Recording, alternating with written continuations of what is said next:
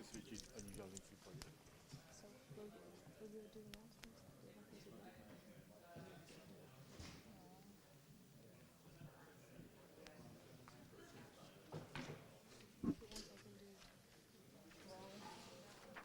Well, we should probably get started. Can everybody hear me? Okay. Now, is the microphone? We're using PostgreSQL. Yeah, but it's not projected out. For video recording. PostgreSQL. Oh, salt stack, yeah.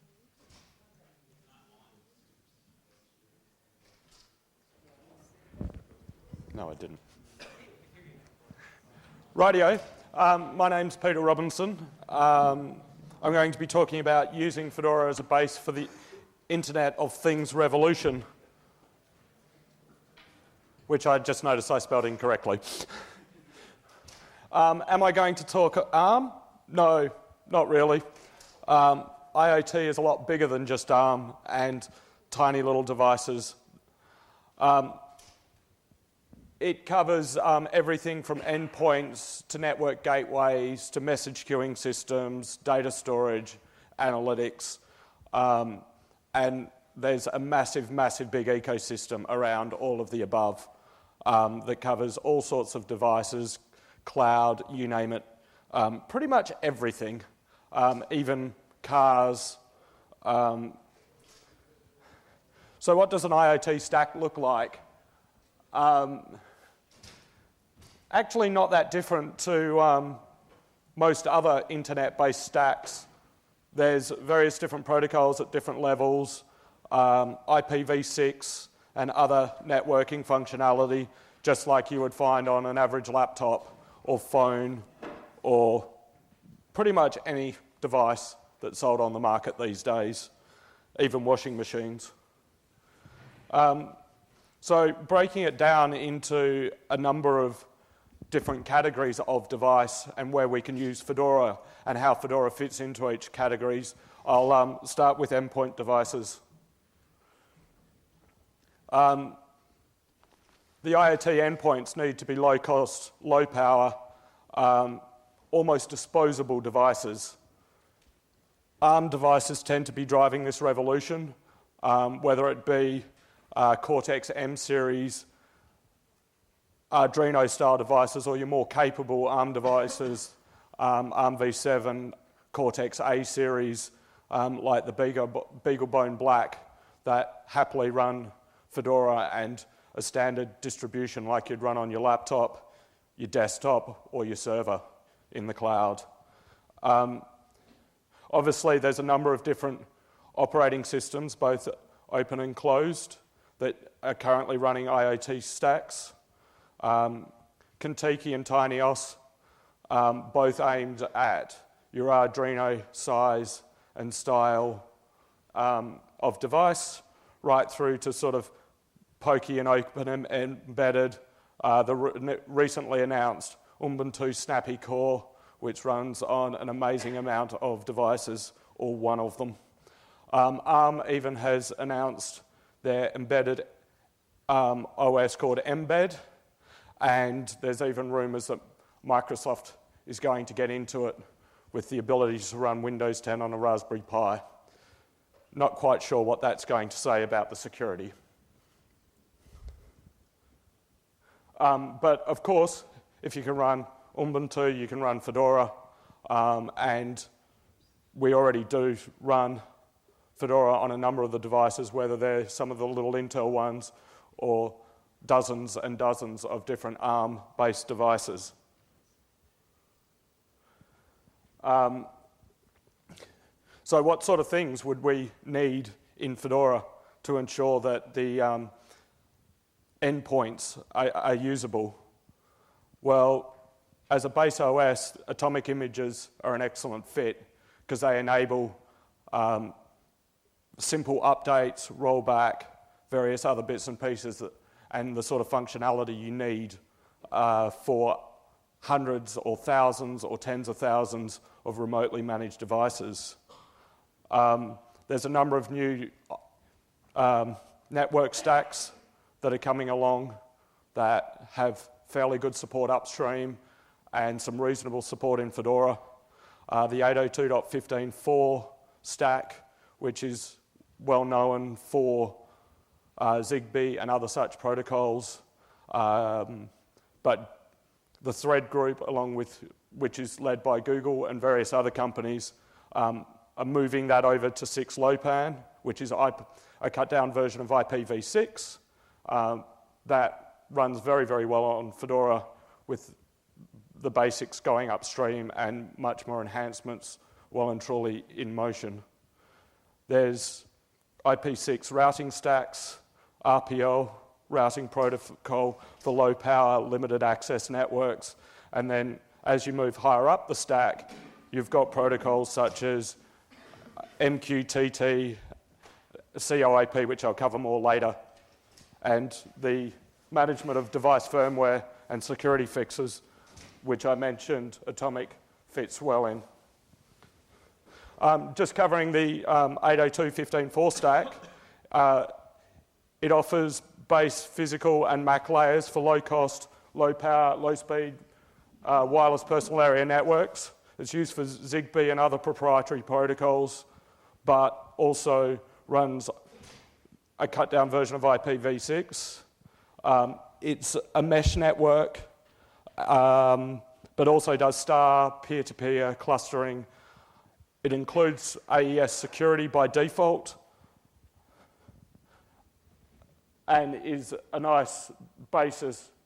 On top of that, we can stick standard IPv6, a very cut down version of it, because obviously for these sort of networks, you don't need a lot of the advanced features and other functionality that's available in IPv6.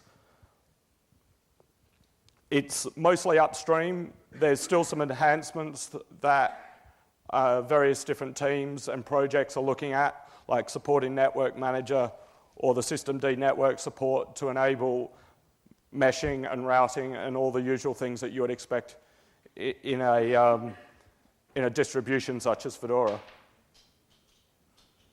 The gateway devices are the sort of devices that you would use to connect things like your Nest and your microwaves and your washing machines and various other bits and pieces to the internet to ensure that you can easily compromise them.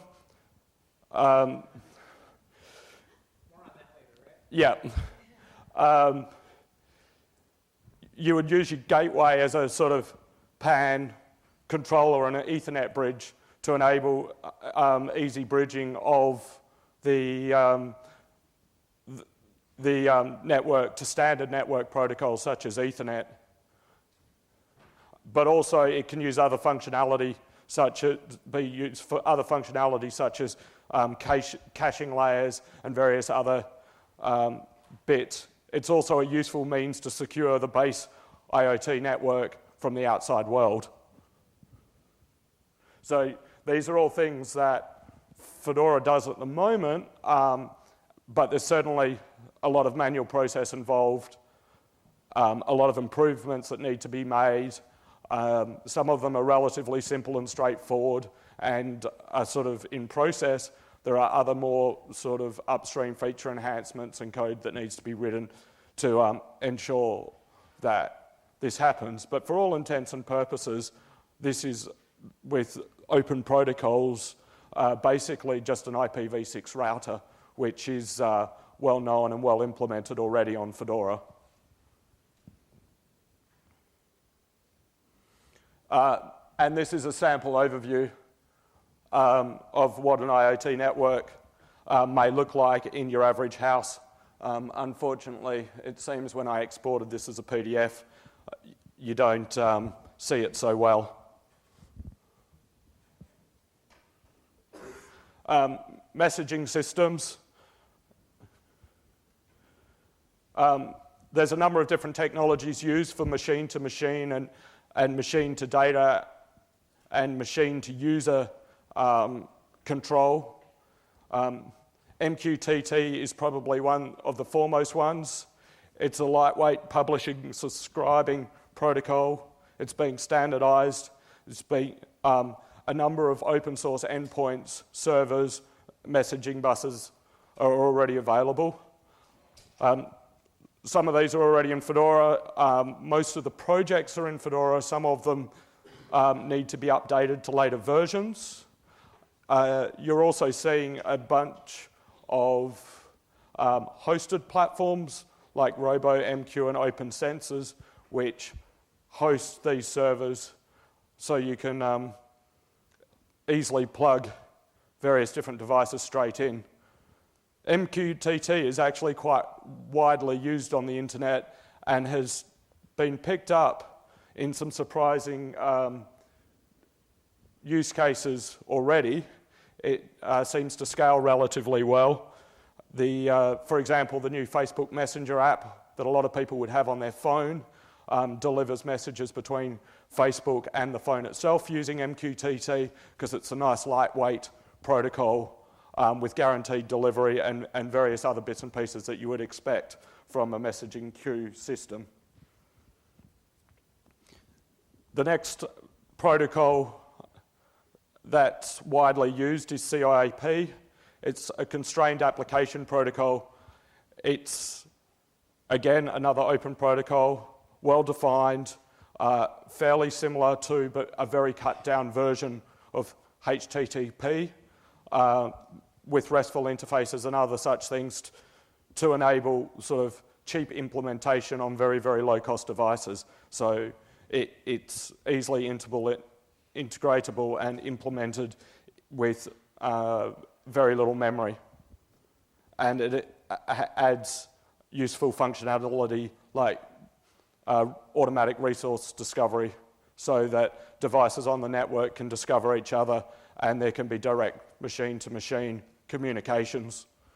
An example of that would be a smart meter speaking to a heating system to sort of turn down the heat during high-cost times and turn up the heat and generate heat in lower-cost times.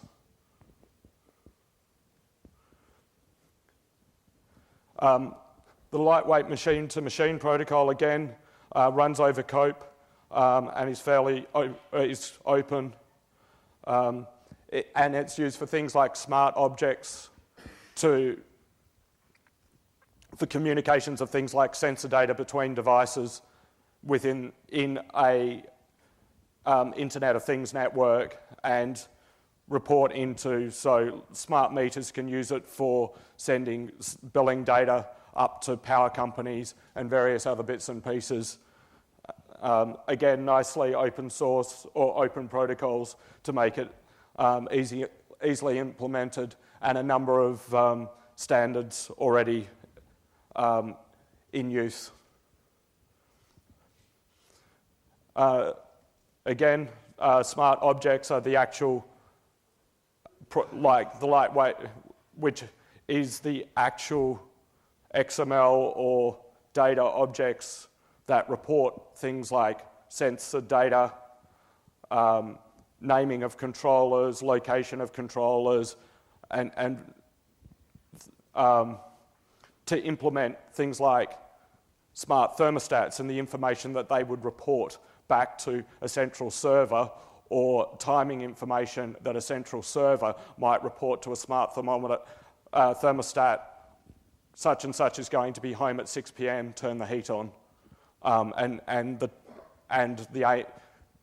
the heat on and bring the temperature up to 25 degrees, or this person's going to be away for the weekend, so keep the temperature nice and low, down about 10 to save money. Data analytics and storage, like with everything, Internet of Things devices generate huge amounts of data. The more sensors, the more data, the more processing that needs to be done. But this isn't anything that's particularly specific to Internet of Things, and Fedora already ships a bunch of very useful functionality with the big data SIG and various other SIGs. So there's nothing in particular that is specific to Internet of Things necessarily here. Tools like Elasticsearch, Kibana, Hadoop, and other similar tools and platforms are good for storing data, analyzing data, and presenting data to the users. Obviously, the use of the data is useful for things like trending, how much power your heat is used, when to turn it on, when to turn it off, how big your bill's going to be, and obviously delivery of that data in a useful fashion, monitoring, letting people know that the heater's gone off, that the thermostat has died, and that they can expect to get home to sort of frozen pets and other such things. And similarly, the storage of the data, no different to any other large amounts of relatively unstructured data and the storing of it. And it's stored, as usual, in things like VMs, clouds, containers, use of orchestration tools like OpenShift for automated control of that and scaling to ensure high availability of said platforms. Some of the issues with Internet of Things data at the moment is not a lot of the data is open. And so using platforms like Fedora enables storage of data in an open data set. A lot of people have things like Fitbits and various other sort of devices that's enabled that pushes your data into the cloud, but then you don't get free use or free access of that data, and there's nothing to stop that data being sold to things like health companies and various other bits and pieces. A useful example of this recently was the one of the earthquakes that happened on the west coast of the US, where Fitbit reported the number of people that woke up and had their sleep interrupted by said devices that people wear at night. And so, is it possible to own your own data? How do you use that data? How do you stop that data being sold to health insurance companies and things like that? And that's where open platforms and open data is quite useful. And of course, the hotly discussed, how do you secure the Internet of Things? At the moment, a lot of people would argue it's the internet of other people's things. On Fedora, we obviously have a lot of tools that are useful in securing, things like SE Linux to bolt down, network security, both on the physical layers themselves and gateway devices and things like that, ensuring SSL encryption from the device in your home through to the services where the data is hosted, application security, and all the useful things that is fairly standard in the corporate and internet world, and that has certainly come up recently with the various revelations, things like Heartbleed, how a device is updated, how are they regularly updated, how are they consistently updated. It only takes a single device on a network to have a compromise of the entire network. The network is only as strong as the weakest link. And so how do you consistently ensure updates across your thermostat and your washing machine and your fridge and all the other bits and pieces that may be talking to each other? Compromise one of them, you compromise all of them, or have the ability to possibly compromise all of them. How do we deal with planned obsolescence? There's hundreds and thousands of Internet of Things devices coming out, companies coming along. How many of them are going to be here in 5 years' time? The number of companies that will ship a device out the door, never update the firmware, never deal with any of that, and dead in 5 years' time, or the device is only updated as long as it's the current product, and next year or the year after when, thermostat V2 comes out, will thermostat V1 continue to receive updates, improvements, and security fixes? Most people replace their laptop every year or two, but how often do people replace their thermostats? In most cases, it would be the lifetime of the house, and that's a fairly long time to have a device connected that can intercommunicate with various other bits and pieces in your house, not getting security updates. And is it a problem? Well, Gartner says there's going to be 26 billion IoT devices by 2020. IDC says there's going to be 220 billion. So yes, that looks like a pretty big problem to me. Hundreds and hundreds of companies are producing these devices. How many of them are still going to be around in 2020 producing security updates to these devices? How many of them are producing firmwares that are open source that people can update themselves and enhance themselves and ensure auditable and securable themselves? It's important that there's diversity in Internet of Things platforms so that, there's not single targets and single endpoints. If everyone was shocked with the heartbleed at the hundreds and hundreds and hundreds of thousands of end nodes on the internet that were vulnerable, this is just going to take it to an order of magnitude more. And, with things like smart car networks and things being developed now, do you want your car hurtling down the freeway at 110 kilometers an hour to be remotely hackable? BMW recently automatically pushed out an update to 200,000 odd BMW vehicles fixing a remote security vulnerability where people could actually unlock their cars just using sort of standard protocols. So it's already becoming a big problem. It's going to be a billion times larger in a very short period of time. So I think Fedora is already a great building block for Internet of Things platforms. We've got a lot of support already there and a lot of things that work relatively well now. And it can only improve as things like network stacks get improved support and upstream projects and communities expand and concentrate on these sort of things.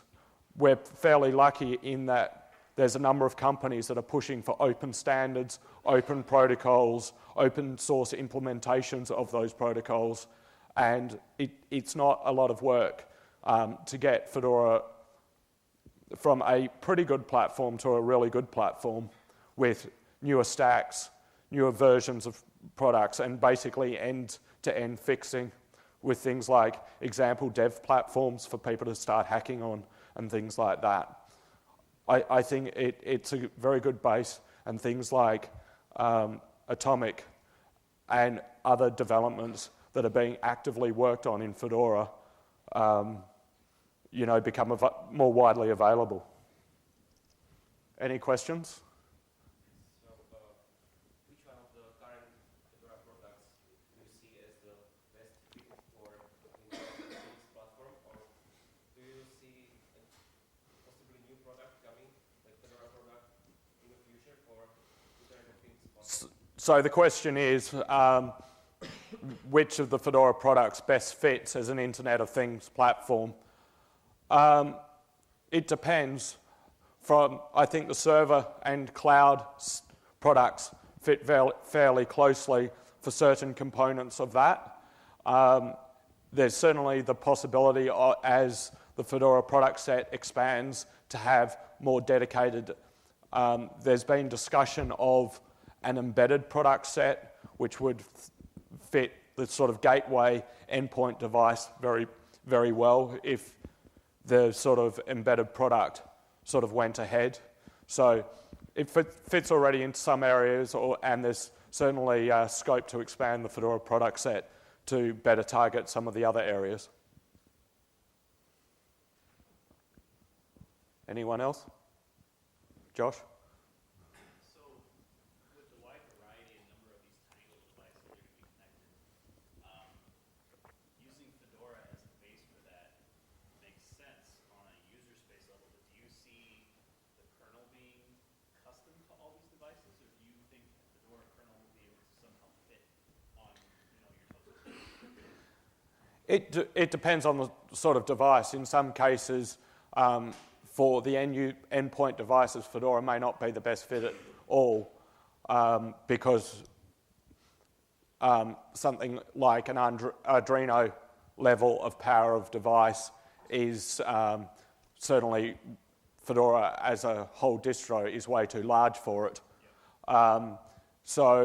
But, you know, ARM-based devices are certainly coming down in cost and going up in power.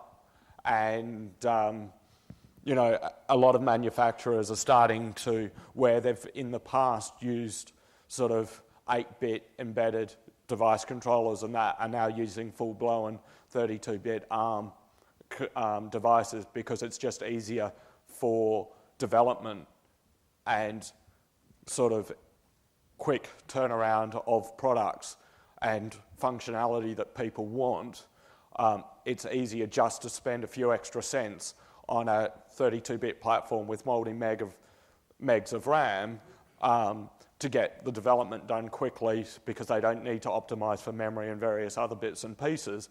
So right now, there's a lot of devices that don't sort of fit in the Fedora kernel and even the entire Fedora distro style model, but I think it'll only be a year or two before, you know, a gigahertz CPU with half a gig of RAM, even in a toaster, is a fairly standard functionality. Exactly. So would you say we're more focused on the gateway platform today and then maybe moving into the head nodes eventually then? Yeah, I mean, you look at, say, the Nest thermostat, which is a very popular one, that actually runs, the processor and everything inside it is, for all intents and purposes, a BeagleBone Black. So there's a lot of devices out there already that are well and truly capable. There's been a number of Kickstarter products, things like smart control panels on walls and things like that are quad-core ARM devices. There's OpenNinja and various other sort of open source home control platforms that are already running that level of device. But certainly I think in the short term, things like central controllers that you might plug into your TV to control your lighting and various other bits and pieces are certainly a very good sort of start and a very good sort of means of getting platforms up and running. You mentioned controller platforms for Internet of Things, like deployed devices. Do you know about any software that is currently available and packaged in Fedora that could be used as a controller? So the question is there any central controller platforms that are open source and available and packaged in Fedora? I know a number of platforms, OpenNinja, and there's a number of open source projects around home automation and control. And as to how many of them are packaged up in Fedora, I'm not exactly sure at the moment, but there's a number that certainly run, that are open source, that run on BeagleBone Blacks and similar platforms to enable that. So if they're not packaged already, it shouldn't be too hard to package them up. One more question. Is there any special interest group in Fedora focused on Internet of Things? The question was, is there a special interest group? Not that I'm aware of. The ARM group, certainly to some degree, is quite interested in that. We're already supporting things like sensors and sort of even like maker-style things where you use sensors and stuff like that, and there's certainly a lot of crossover in that regards. I'm not sure that there is yet a home automation special interest group, but if you're interested, I would certainly be interested as well. So feel free to reach out to me. You can see my contact details. Everyone sort of sees me around it and knows where to find me.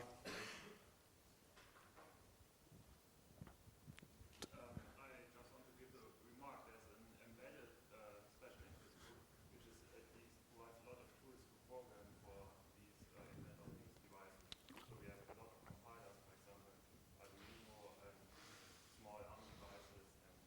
Yeah, so the statement was that there is already an embedded special interest group that supports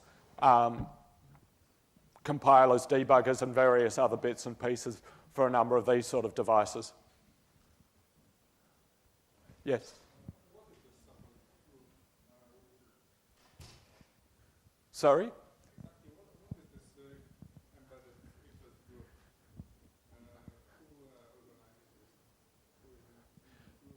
The question is, who organises the embedded SIG? To be honest with you, I'm not sure, but all the details will be on the Fedora wiki. I'm sure Google could tell you quicker than I could. No more questions? Oh, one more, Matt? Yeah, so you talked about lifecycle houses. How does that fit with the Fedora answer? Fedora is running your thermostat. Do we maintain that Fedora Internet of Things release for 100 years? Or do we have people upgrade every 6 months and hope that they don't have bugs? What's our plan if we make this big product? You must have an answer right now.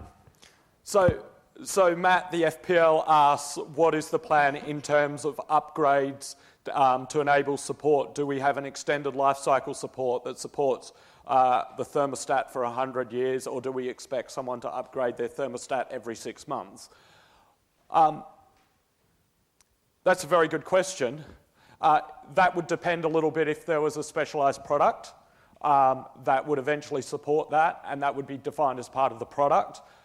Now, I suspect you could, in most cases, you're going to be using some fairly low-level libraries such as glibc, systemd, and things like that, and moving from one release to the next via atomic image upgrades should be relatively straightforward with a nice rollback functionality once all the atomic features are there. And I think you could probably almost go to a rolling release style model because the number of libraries and the fact that you will have a very pared down, minimal as possible, no graphical interface, or none of your standard graphical interfaces, which would enable, and the base of Fedora, if you run a Fedora minimal install, you can generally just continually yum upgrade without too many problems because the low-level libraries are very API and ABI stable, and hence a rolling upgrade wouldn't be so bad. As a device vendor, I would expect them to be able to generate atomic image upgrades that they could push out every 3 to 6 months, and ultimately the underlying Fedora release that that's based on probably wouldn't matter that much because you would use the atomic delta functionality, which should enable relatively straightforward, small updates.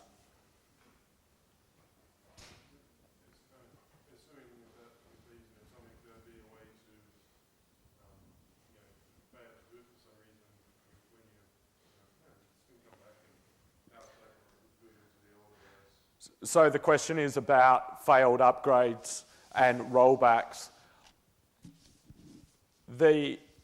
One of the features of Atomic, which is, I believe, still in development, but is certainly on their roadmap, is the ability to automatically update, and if it fails to boot, automatically roll back to a previous release.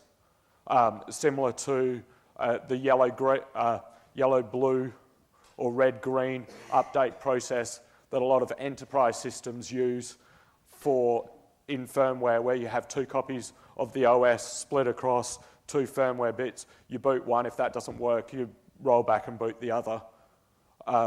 The exact implementation details of that I don't believe are final yet.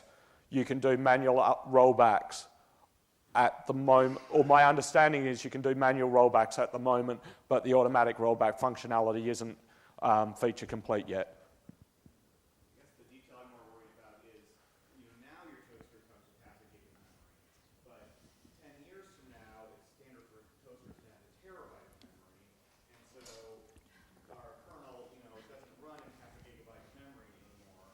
What do we do with everybody's toasters? That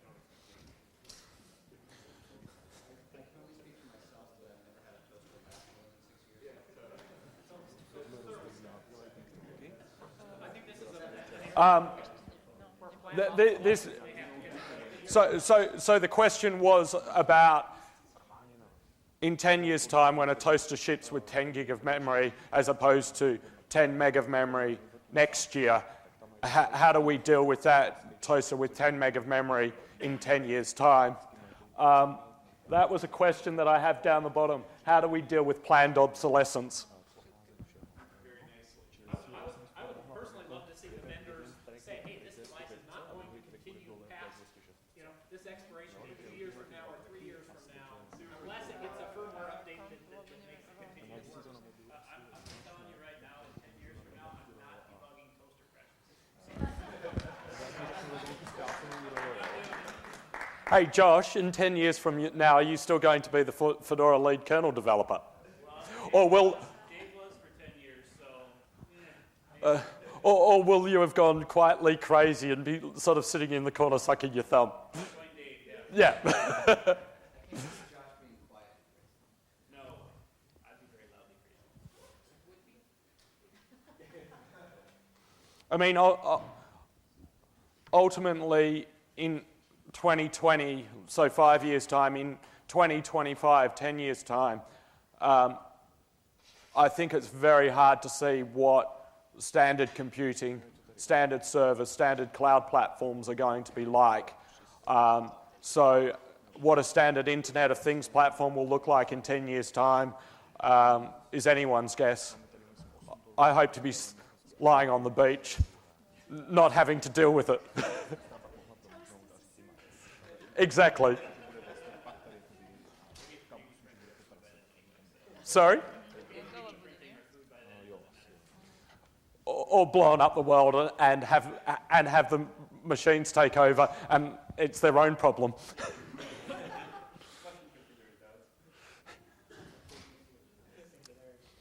Right, thank you, everybody.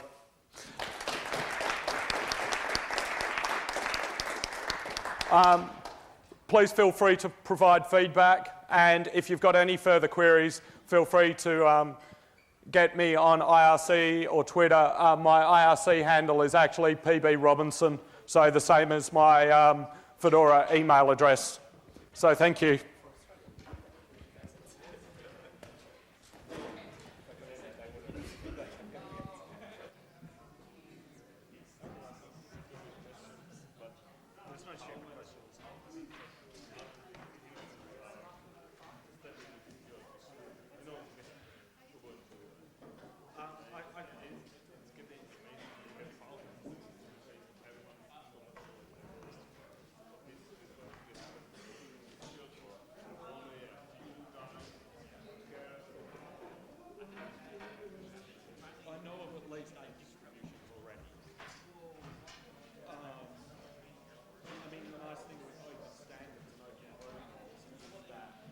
Food here. That's for me? Yes. Something for you? No, I will eat for the pork, I guess. Or something else. No, I'll go take it later. So do you know how the lighting talks? Yes, they have 10 minutes for preparing and the talk and... Yeah, I know, but do we have a schedule? Where did you get it? Twitter. I think it will be around.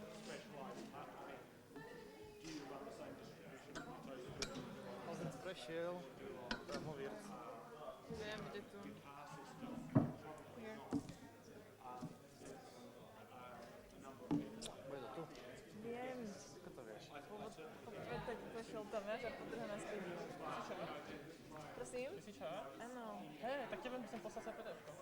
Ano? Ja nemám kam veľa. No, tak dobre. Jak to dostavím tam? Tak dáš si ten kom. No, tam bolo písané niekde, že aby sa ušetril čas, tak sa dá Čerovi poslať PDF-ko. Ja nemám kom a my nemáme kom vôbec. Aha. Ale môžeš požičať svoj kom a všetci budú robiť cez tvoj kom. To inak je super nápad. Open source, open hardware. Open hardware. Open power iniciatíva. Ale však to normálne ľudia baví niečo, je. Ja neviem. Keby som vedela, tak si donesiem, neviem, tvoj nový kom. Nerozličím. Ja neviem, ako zohnať konfig. Ty chceš robiť na svojom prezentácii? No môžem, ale to zabíja ten čas, keď to tam... A to sa dosť rýchlo pripojí. OK. Hotplug. Nejako. Tak bylo ako podľa mňa sa to pripojí asi... Asi takisto rýchlo ako OSBčka. No to sú zase pohnutné. Ale tam je. Myslím, že nemáš na výber. Ale tak to sa spadím do domy a budem dúfať, že to pôjde. No okej. Poj sa, aj tak to bude traja ľudia, tak tí, čo sem prídu, sa na teba počkajú. Tak je. Tak že proste, chápeš, ne? Že wait for it.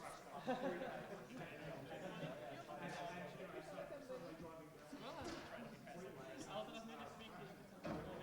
No. Yes. To bude last.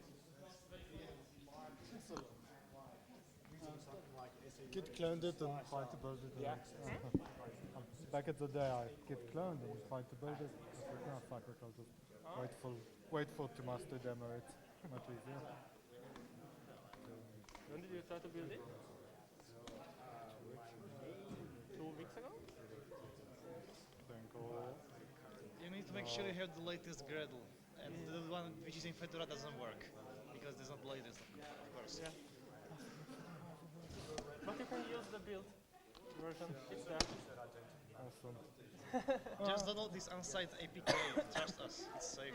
Just to see, I'm not talking about anything like this. Yeah. No, I admit I gave it like.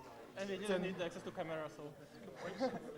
I gave it like 10 minutes try. I've got 10 minutes between meetings. If I can get it to work, great. If I can't, I can't. Okay. Have you seen the video? Yeah. Okay. Video I saw. Because I was planning to show this video here, and it will be the three of us. It may have no sense. I think the three of us are like 75% of the people who've seen this video. Okay. So, if the crowd, we should show it. It's good. Yeah, if this is just three of us, you can go through like how to contribute or get involved or something Yeah. like that. Okay, it's not a bad idea. Because I guess there will be people are forced to come here and like, yeah, Android. Okay. Be careful with that. What's his face? Lee Howard is still mad at me because of the slide like that. Sorry, what? You know Lee Howard? Used to be in GSS. Used to be the web guy at GSS. Yeah, okay, Lee. Okay, I know. So I was here last Thursday, gave a session about recovering from block storage failure. And a couple of slides about iSCSI, and he kind of jumps up and says, hey, what about FC? Glad you asked, I've got a slide for you. Went on with my presentation, and 20 slides later I go, thank you, this is Ovid's website, patches welcome. So Lee, here's your slide. If you want FC support. This is good. Still kind of mad at me, so don't overdo that. But,